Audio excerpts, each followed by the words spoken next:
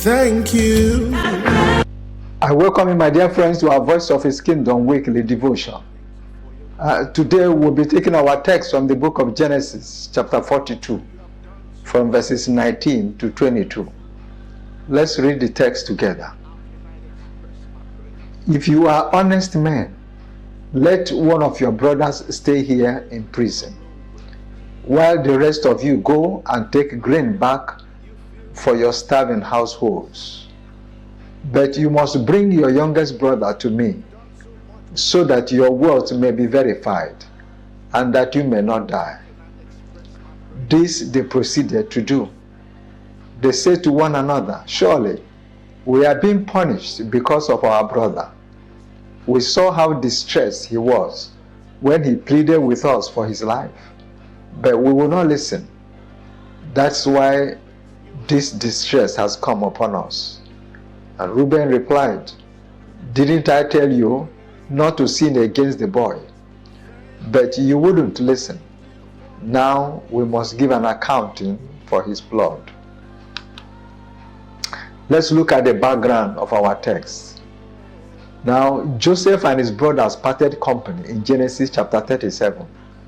After, out of envy and spite, they sold him to the Midianites, who in turn sold Joseph to Potiphar, one of Pharaoh's officials, as a slave.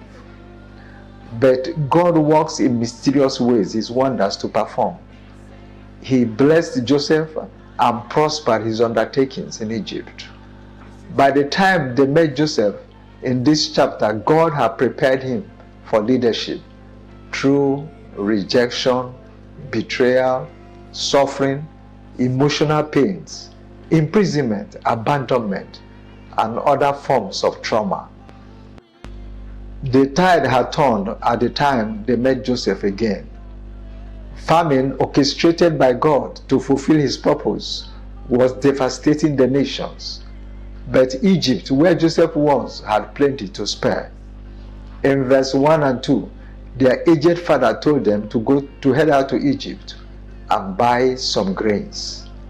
So to Egypt they went, and guess who they came face to face with for food? The one they hated and wanted dead. So God kept Joseph, because man cannot thwart the plan and purpose of God.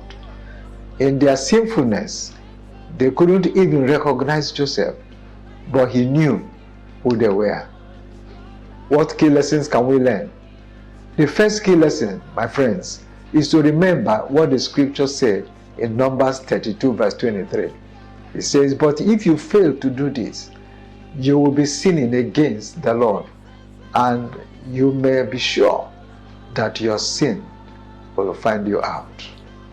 So the brothers of Joseph never thought in their wildest imagination that they will one day come face to face with Joseph, at least not in such an elevated position. It took long, but on this particular day, they came face to face with their sins. The second lesson is that God rules in the kingdom of men and does what is humanly impossible to fulfill his purpose. Anyone who belongs to God and living righteously should not lose hope. God can lift you up in a supernatural way because he has good plans and good intentions for you. Jeremiah 29 verse 11, he says, for I know the plans I have for you, declares the Lord. Plans to prosper you and not to harm you.